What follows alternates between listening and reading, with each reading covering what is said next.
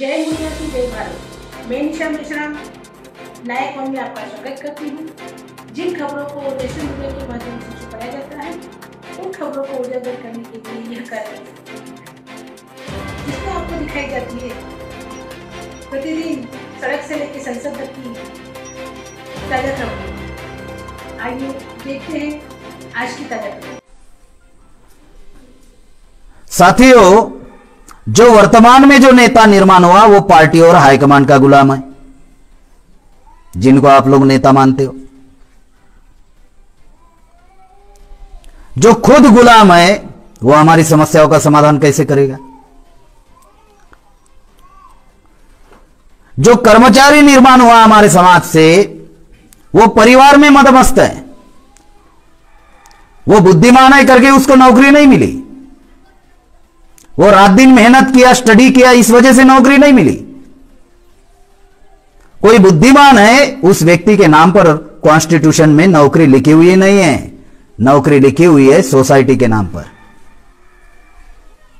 15(4), 16(4) में नौकरी का अधिकार, आर्टिकल 340 ओबीसी के लिए, आर्टिकल 341 शेड्यूल कास्ट के लिए रिजर्वेशन, आर्टिकल 342 आदिवासियों के लिए रिजर्वेशन। तो व्यक्तिगत तो किसी के नाम पर तो नौकरी लिखी हुई तो है नहीं, ये सारे अधिकार तो समाज के नाम पर लिखा हुआ है। जो शिक्षा का अधिकार हमें 1950 के पहले नहीं था वो मिला समाज के नाम पर, रिजर्वेशन इन एजुकेशन।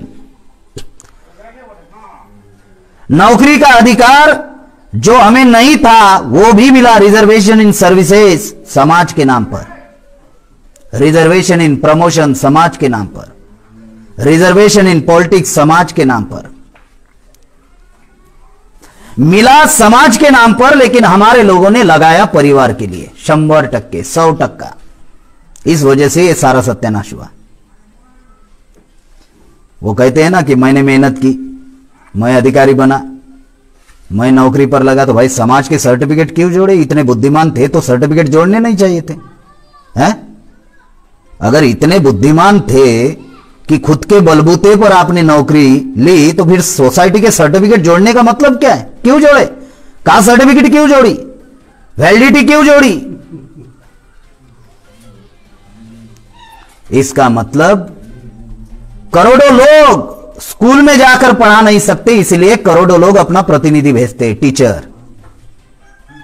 करोड़ों लोग, लाखों लोग, 15 लाख का एक सांसद होता है, 15 लाख लोग दिल्ली के सांसद में एक एरिया के नहीं जा सकते, इसलिए 15 लाख लोग अपना प्रतिनिधि भेजते कि ये हमारा प्रतिनिधि, हम भेज रहे, हमारे लिए काम करेगा।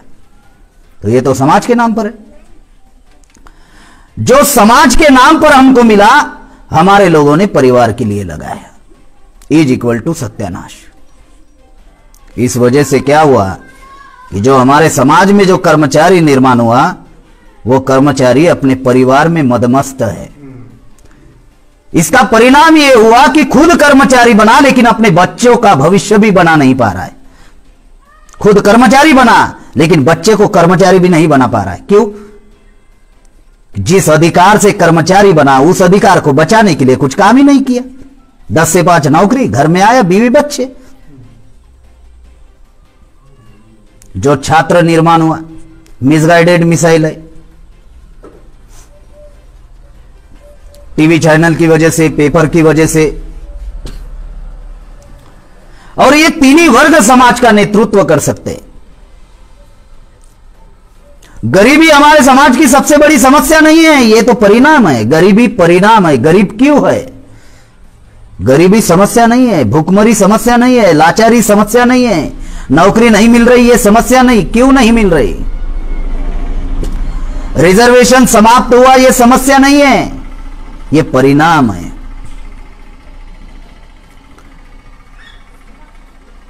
हरिचांद जी, गुरुचांद जी ठाकुर ने गरीबी खत्म करने के लिए कोई आंदोलन चलाया क्या? राष्ट्रपिता ज्योतिराव फूले ने गरीबी खत्म करनी चाहिए इसलिए कोई आंदोलन चलाया? कि वो बुद्धिमान नहीं थे? क्योंकि गरीबी समस्या है, परिणाम है, कारण नहीं है। वो जानते थे गरीबी ये कारण नहीं है, परिणाम है, वो जानते थे। इसलिए उन्होंने गरीबी के विरोध में कोई आंदोलन नहीं चलाया। ये परिणाम है, ये तो खत्म की जा सकती है। और ये कौन खत्म करेगा? सरकार खत्म करेगी।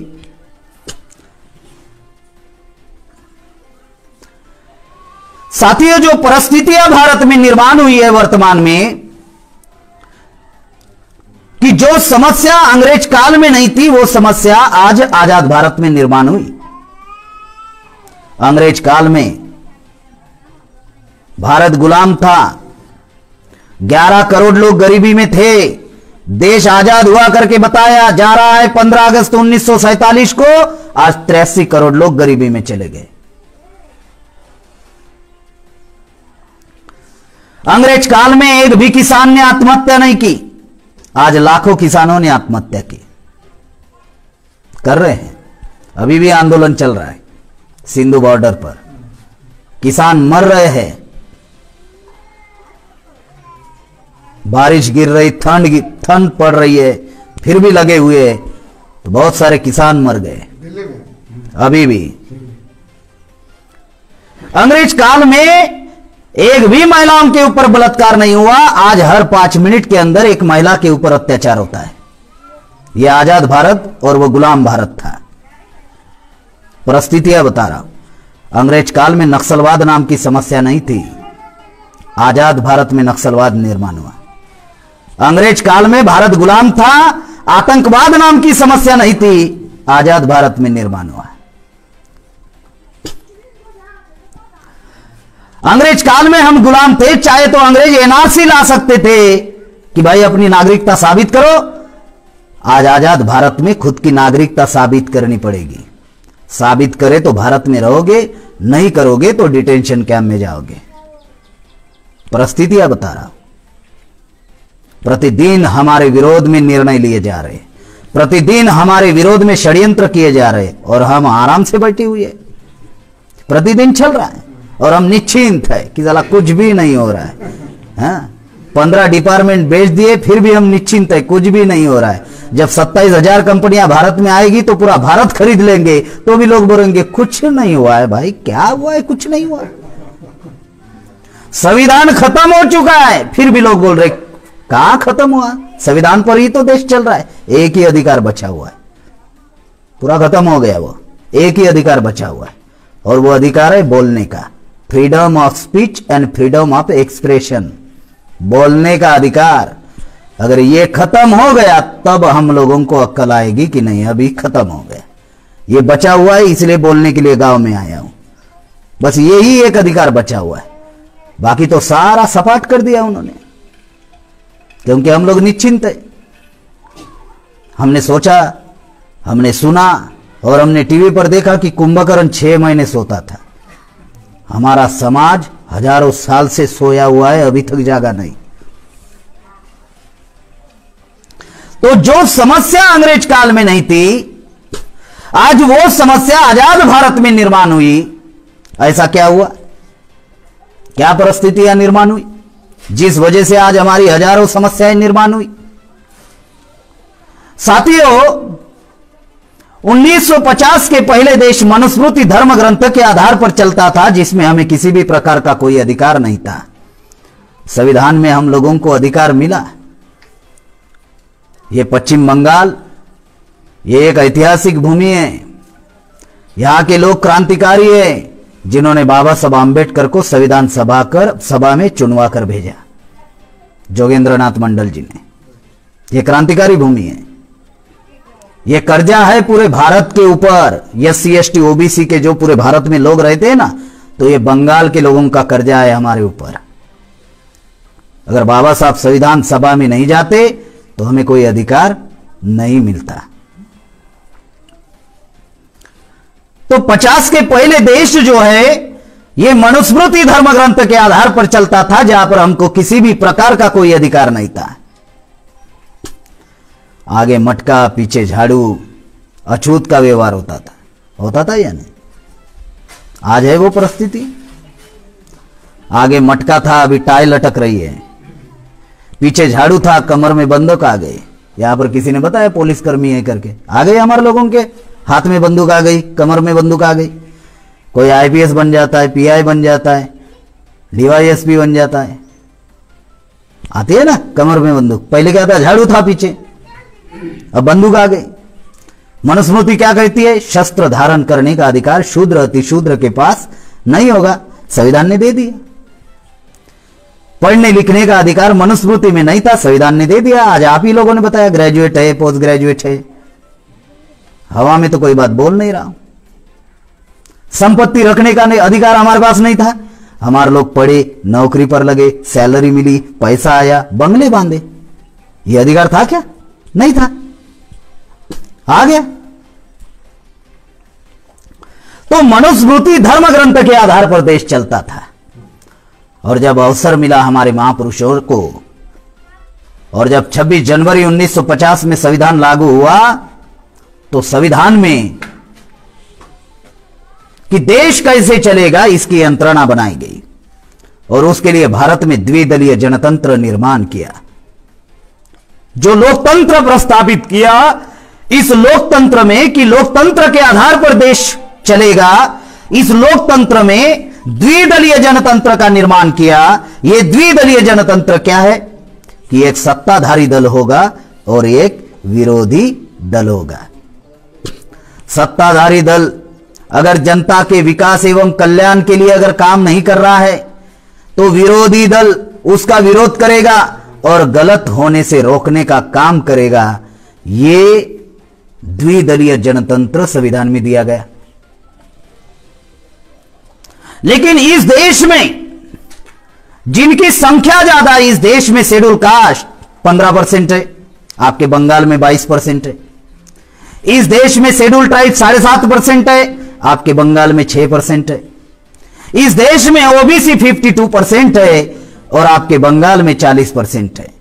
इस देश में सिख, ईसाई, बुद्धिस्ट, मुसलमान 10.5% है और अकेला मुसलमान बंगाल में 30-35% है। गवर्नमेंट कह रहा है 27% है। हमारी संख्या ज्यादा है। जिनकी संख्या ज्यादा होती है उनके वोट ज्यादा होते हैं, और जिनके वोट ज्यादा होते हैं सरकार उनकी होती है या नहीं? 26 जनवरी 1950 के पहले रानी के पेट से राजा पैदा होता था। हमको सरपंच से लेकर प्रधानमंत्री बनने का अधिकार था, राष्ट्रपति बनने का कोई अधिकार था? अभी रामनाथ कोविंद जी शेड्यूल कास्ट है, कोरी जाति के, उत्तर प्रदेश कानपुर के, मैं उधर ही रहता हूं, राष्ट्रपति बन गए। हमारे लोग बोलते कहां जातिवाद है, अब सारा खत्म हो गया। काय का खत्म हो गया? जब रामनाथ कोविंद जी ओडिशा के जगन्नाथपुरी मंदिर में गए तो छठाकबर ब्राह्मण ने रोक दिया कि आप मंदिर नहीं जा सकते। तो आजू बाजू में बड़े बड़े अधिकारी थे आईपीएस प्रोटेक्शन में, तो उन्होंने कहा जानते हो ये कौन है? तो बोले जानता हूं। अरे देश के राष्ट्रपति है भाई, भले ये देश के राष्ट्रपति होंगे लेकिन जाति से अछूत है बोले, और अछूतों को मंदिर प्रवेश वर्जित है। यहां पे आपकी सरकार नहीं चलती, यहां पे हमारा धर्म का कानून चलता है। राष्ट्रपति को रोक दिया, हमारी कोई औकात है? इस देश में राष्ट्रपति की औकात नहीं है, हमारी कोई औकात है? जो बातें बताई जा रही। तो जो द्विदलीय जनतंत्र जो इस देश में निर्माण किया कि एक सत्ताधारी दल होगा और एक विरोधी दल होगा। तो पहले रानी के पेट से राजा पैदा होता था। बाबा साहब आंबेडकर ने कहा अब रानी के पेट से राजा पैदा नहीं होगा, राजा जनता से पैदा होगा, प्रजा से निर्माण होगा। भले ही रानी बच्चा पैदा करेगी, वो उसका अधिकार है, एक महिला का अधिकार है मां बनना, लेकिन वो बच्चा पैदा करेगी, राजा पैदा नहीं करेगी। वो बच्चा होगा लेकिन राजा पैदा नहीं करेगी, और राजा निर्माण करेगी प्रजा। और वो अधिकार दिया वोट का अधिकार। अब ये जो वोट का अधिकार है, ये राजा बनने का अधिकार प्रजा को दिया संविधान ने। कौन सा अधिकार दिया? 1 मैन 1 वोट, यानी टोटो चलाने वाले व्यक्ति के वोट का उसको जो अधिकार है वही अधिकार अंबानी को होगा। ऐसा नहीं कि टोटो वालों को 1 वोट का अधिकार होगा और अंबानी को 1000 वोट का अधिकार होगा, ऐसा नहीं। टोटो वालों को जो अधिकार है वही अधिकार अंबानी को होगा। दूसरा, 1 वोट 1 वैल्यू, मतलब टोटो चलाने वाले व्यक्ति के अधिकार की जो ताकत होगी वही ताकत अंबानी के वोट के अधिकार की होगी। ये राजा बनने का अधिकार दिया, वोट का अधिकार दिया कि अब जनता निर्धारित करेगी राजा कौन होगा। गुरुचांद ठाकुर जी ने कहा, जिस समाज का होता है राजा वो समाज होता है ताजा। क्या 1952 में आजाद भारत का पहला चुनाव हुआ? क्या 1952 से लेकर 2020 तक कोई हमारे समाज का राजा बना? तो जब हमारे समाज का कोई राजा बनेगा ही नहीं तो समाज ताजा कैसे रहेगा? चलो बंगाल का उदाहरण लेते। क्या बंगाल में हमारे समाज का राजा बना गया? 25 साल कांग्रेस ने राज किया, 34 साल सीपीआई ने राज किया, 10 साल टीएमसी ने राज किया, तो हमारे समाज का राजा बना क्या? अरे आप ही लोग बताओ भाई। हाँ तो कुछ बोलो ना। नहीं बना तो फिर हमारा समाज ताजा कैसे होगा? जिसका राजा होगा तो गुरुचांद ठाकुर जी ने कहा उसका समाज ताजा होगा। जिसका राजा होगा समाज उसका ताजा होगा। हमारा राजा बना ही नहीं तो समाज कैसे ताजा होगा? फिर ताजा समाज किसका होगा? जिसका राजा होगा उसका समाज ताजा होगा। तो जिन्होंने आपको राजा बनाया उनका विकास हुआ, बनाया हमने, विकास उनका हुआ। हमारा कोई विकास हुआ? तो ये द्विदलीय जनतंत्र जो है आज एक जाति के नियंत्रण में चला गया। द्विदलीय जनतंत्र, एक सत्ताधारी दल होगा, एक विरोधी दल होगा। 55 साल कांग्रेस ने राज किया, 19 साल बीजेपी ने राज किया। कांग्रेस किसने बनाई? चैटर्जी, बैनर्जी, मुखर्जी, आगरकर, गोखले, तिलक। कौन जाति के थे? कोई SC ST OBC थे क्या? कोई मुसलमान थे? चैटर्जी, बैनर्जी, मुखर्जी, आगरकर, गोखले, तिलक, कुछ बंगाल के ब्राह्मण थे और महाराष्ट्र के ब्राह्मण। कांग्रेस बनाई 28 दिसंबर 1885। उस कांग्रेस में डॉक्टर केशव बड़ीराम हेडगेवार, नागपुर का ब्राह्मण, उस कांग्रेस में काम करता था और 1935 तक कांग्रेस का जनरल सेक्रेटरी था। 35 तक, 1900, और उसने 1925 में RSS बनाई। जब RSS बनाई तब 10 साल तक वो कांग्रेस का जनरल सेक्रेटरी था, विदर्भ का, महाराष्ट्र का। इसका मतलब कांग्रेस ने ही उनको रिलीज किया RSS बनाने के लिए, यानी कांग्रेस ने ही RSS बनाई। हम लोगों को लगता है ये अलग अलग है, इनकी रिश्तेदारी बता रहा। उस RSS में आपके बंगाल के श्यामा प्रसाद मुखर्जी थे। उन्होंने 1951 में जनसंघ बनाया और उसी जनसंघ का नाम अटल बिहारी वाजपेयी और अडवाणी 1980 में भारतीय जनता पार्टी बनाई। अब ये कांग्रेस, ये RSS और ये BJP, Bharatiya Janata party, BJP. Congress ने RSS बनाई, RSS ने बीजेपी बनाई। 55 साल कांग्रेस ने राज किया और 19 साल बीजेपी ने राज किया। कांग्रेस जाती है, बीजेपी आती है, बीजेपी जाती है, कांग्रेस आती है। Congress BJP, Congress BJP, BJP Congress, चल रही है कबड्डी। अगर रिश्तेदारी देखी जाए तो ये दादी है, RSS इसका बच्चा है और RSS का बच्चा ये बीजेपी है। मतलब बीजेपी ये कांग्रेस का पोता है। दादी जाती है, पोता आता है, पोता जा रहा है, दादी आ रही। और ला कौन रहे? हम लोग। अब गुरुचांद ठाकुर जी कह रहे हैं कि जिस समाज का होगा राजा वो समाज होगा ताजा। तो हमने राजा किसको बनाया? तो हमारा समाज कैसे ताजा होगा? हाँ, कैसे ताजा होगा?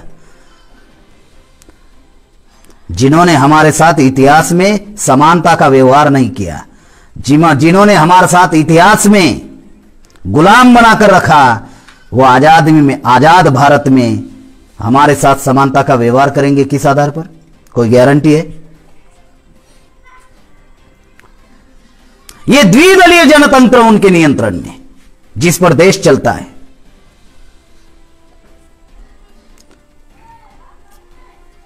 और जिनको आप अपना नेता मानते हो वो क्षेत्रीय नेता बन गए। मायावती जी यूपी तक सीमित, मुलायम सिंह यूपी तक सीमित, नीतीश कुमार जी बिहार तक सीमित, लालू प्रसाद जी बिहार तक सीमित, जीताराम मांझी जी बिहार तक सीमित, रामविलास पासवान जी का अभी लड़का, रामविलास पासवान जी तो है नहीं हमारे बीच, उनका लड़का चिराग पासवान बिहार तक सीमित। इधर झारखंड आइए, शिबू सोरेन झारखंड तक सीमित, अर्जुन मुंडा झारखंड तक सीमित। इधर आप ओडिशा आइए, नवीन नाथ पटनायक ओडिशा तक सीमित, कायस्थ है नवीन नाथ पटनायक। इधर गुजरात जाइए, छोटू भाई वसावा जिसने पार्टी बनाई वो गुजरात तक सीमित। महाराष्ट्र में जाइए, शरद पवार महाराष्ट्र तक सीमित, रामदास अठवले प्रकाश आंबेडकर महाराष्ट्र तक सीमित। जिनको आप अपना नेता मानते हो वो क्षेत्रीय नेता बन गए, आगे जाकर जाति के नेता बन गए। मायावती जी चमारों की नेता, मुलायम सिंह यादवों का नेता, नीतीश कुमार कुर्मी का नेता, लालू जी यादवों का नेता, जीताराम जी मांझी मुसर का नेता, चिराग पासवान जो है वो पासवानों का नेता, शिबू सोरेन संतालों का नेता, अर्जुन मुंडा मुंडा सरदारों का नेता, छोटूभाई वसावा भील का नेता, शरद पवार जी मराठों का नेता, रामदास अठवले प्रकाश अंबेडकर महारों का नेता, लेकिन सोनिया गांधी देश का नेता, अडवाणी देश का नेता। खेल समझ में आ रहा है? ये देश के नेता और हमारे जाति के नेता, हमारे नेता क्षेत्रीय नेता, हमारे नेता जाति के नेता, लेकिन सोनिया गांधी, अडवाणी, अमित शाह देश के नेता। वो जाति के नेता नहीं, वो ब्राह्मणों के नेता नहीं, वो देश के नेता। उन्होंने ठेका ले रखा है देश के नेता। और हमारे समाज में अगर कोई नेता हुआ तो वो जाति का नेता। द्विदलीय जनतंत्र आप लोगों को बता रहा हूं, जिससे हमारी हजारों समस्या हुई। जिनको हम अपना नेता मानते, चुनकर भेजते। बाबा साहब ने क्या कहा जानते हो? बाबा साहब ने कहा कि पूना पैक्ट की वजह से हमारे समाज में दलाल और भड़वे पैदा हुए। बाबा साहब कह रहे ये दलाल है और हम कह रहे हैं नेता है, तो हम ज्यादा बुद्धिमान है बाबा साहब से? हैं? बाबा साहब से ज्यादा बुद्धिमान है? कोई कह सकता है कि नहीं मैं बाबा साहब से ज्यादा बुद्धिमान हूं? चलो उनको दिखाते हैं हम लोग पूरे देश भर में कि ये व्यक्ति है बाबा साहब से ज्यादा बुद्धिमान। बाबा साहब कह रहे हैं कि ये दलाल है, पूना करार की वजह से हमारे समाज में दलाल पैदा हुए, जिनको हम अपना नेता मानते, जो पार्टी हाईकमांड के गुलाम है। जो बातें आपको बताई जा रही। साथियों, सत्ता में अगर बीजेपी है तो अपोजिशन में कांग्रेस है, और थर्ड अपोजिशन कम्युनिस्टों का, और कम्युनिस्ट भी ब्राह्मणों का दल। डांगे जिसने कम्युनिस्ट बनाई थी।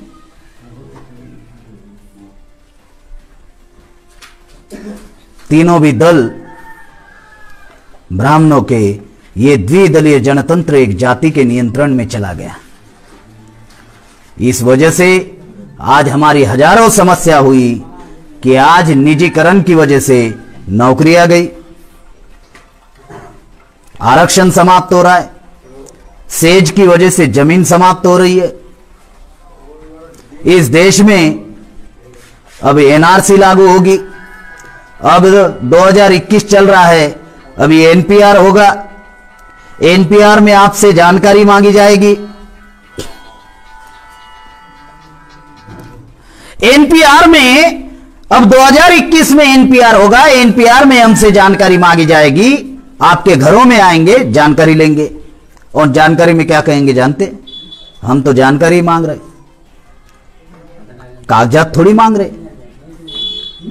तो जानकारी मांगेंगे, और जैसे ही जानकारी मांगेंगे वो जानकारी ब्लॉक ऑफिस में जमा होगी, और ब्लॉक ऑफिस में जमा होने के बाद उसका डिवाइडेशन होगा ब्लॉक ऑफिस पर, कि जानकारी के आधार पर जो नागरिक साबित हो सकते हैं उनकी एक लिस्ट बनेगी, और जानकारी के आधार पर जो नागरिक साबित नहीं हो सकते उनकी भी एक लिस्ट बनेगी।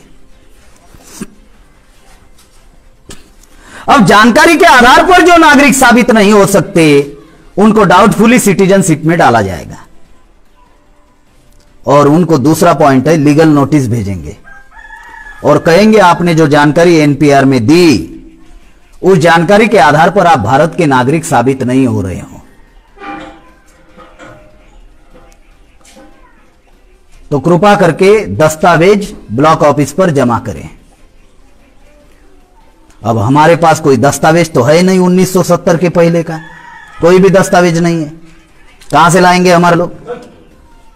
जिन शेड्यूल कास्ट लोगों के पास अछूत का व्यवहार हुआ वो कहां से लाएंगे?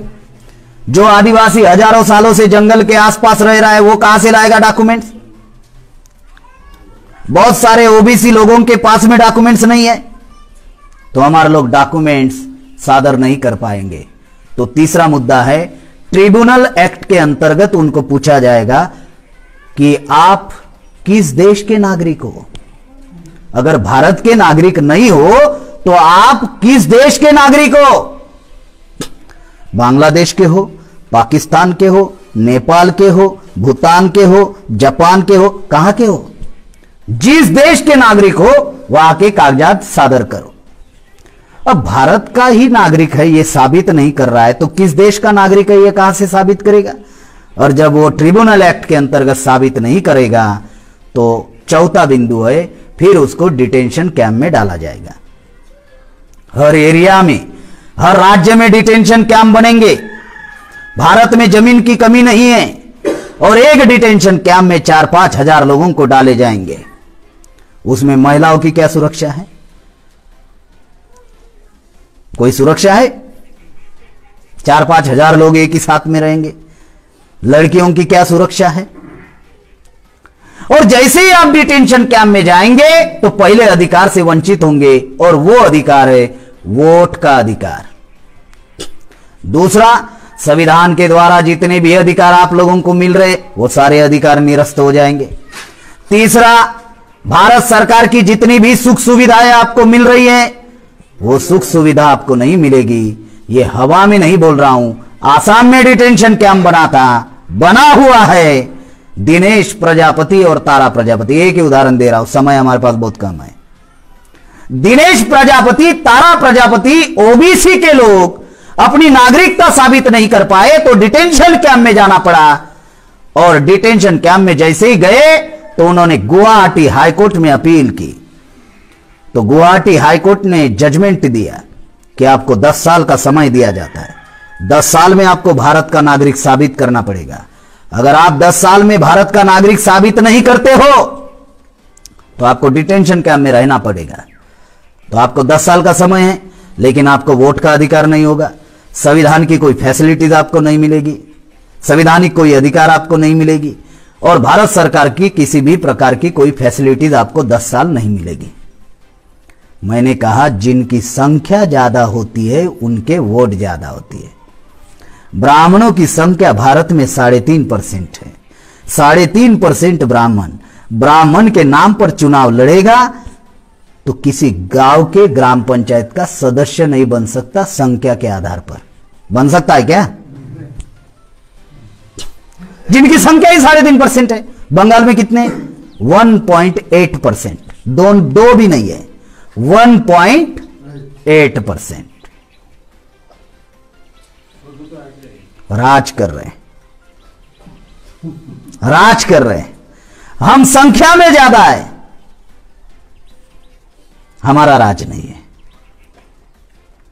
तो जिनकी संख्या कम होती है उनके वोट कम होते हैं। आज हमारी संख्या ज्यादा है, हमारे वोट ज्यादा है। कल तक हम जागरूक नहीं थे, आज हमारा समाज जागरूक हो रहा है या नहीं?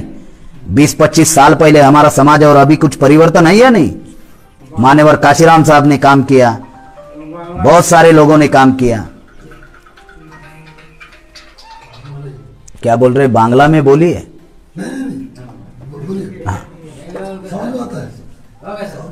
साथियों, आज हमारा समाज जागरूक है तो उन्होंने एनआरसी लाई।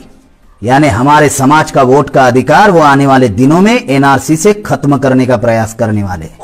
इसलिए आपके गांव में अगर जानकारी लेने के लिए अगर एनपीआर के कोई लोग आते हैं तो आपको जानकारी नहीं देनी है। जानकारी दोगे तो फंसोगे, जानकारी नहीं दोगे तो बचोगे। अभी आपको निर्णय लेना है। ये परिस्थितियां जो है इस देश में निर्माण हुई है, हमारे सारे संवैधानिक अधिकार समाप्त हो चुके हैं, सिर्फ एक अधिकार बचा हुआ है, बोलने का अधिकार। उसको भी वो खत्म करने का प्रयास कर रहे हैं। इस लॉकडाउन में धारा 144 लगा दी, हो गया बोलने का अधिकार खत्म। 5 लोग इकट्ठा नहीं हो सकते। हाँ, कुछ भी कर रहे हैं वो लोग। मामला समझ में आ रहा है? इसलिए साथियों, ये लड़ाई हम लोग अलग अलग रहकर अगर लड़ते हैं तो हमारी पिटाई होने वाली है। ये लड़ाई मिलजुल कर लड़नी होगी। अगर शेड्यूल कास्ट अगर सोचते हैं कि हम इकट्ठा होकर लड़ेंगे तो संख्या 15% है। अपने बलबूते पर चुनाव भी लड़ते हो तो सिर्फ 68 चुनकर जाएंगे। बंगाल में 294 विधानसभा सीटें हैं। सरकार बनाने के लिए 148 चाहिए, 148। कितने जाते हैं आपके चुनकर? 68। सरकार बना पाओगे? फिर दीदी के पास जाना होगा, नहीं तो बसु उनके पास जाना होगा, नहीं तो कांग्रेस, नहीं तो अभी बीजेपी है मैदान में तो बीजेपी। अब जिन्होंने सत्यानाश इतने साल से किया उनको साथ में लेकर या उनके साथ में जाकर वो कल्याण करने वाले। शेड्यूल कास्ट अगर अपने अकेले बलबूते पर लड़ने का प्रयास भी करेगा तो भी पिटाई होगी। आदिवासी सोचेगा तो उनके तो 16 ही जा रहे हैं, 6% 16 जा रहे हैं। सरकार बनाने के लिए 148 चाहिए। मामला समझ में आ रहा है? गंभीर मुद्दा बता रहा। अगर 294 विधानसभा सीटें हैं, कांग्रेस ने 25 साल राज किया, हमारा कोई कल्याण नहीं हुआ। सीपीआई ने 34 साल राज किया, हमारा कोई विकास नहीं हुआ, कल्याण नहीं हुआ। और दीदी ने भी, टीएमसी ने भी 10 साल राज किया, हमारा कोई विकास एवं कल्याण नहीं हुआ। ऐसे परिस्थिति में अब बीजेपी अपने पैर जमाने का प्रयास कर रही है बंगाल में। उनके हाथ में बहुत बड़ा शस्त्र है और उस शस्त्र का नाम है ईवीएम। उनके पास बहुत बड़ा शस्त्र है ईवीएम और वो अपने पैर जमाने वाले। तो ऐसे परिस्थिति में बहुत बड़ी समस्याएं निर्माण हो सकती।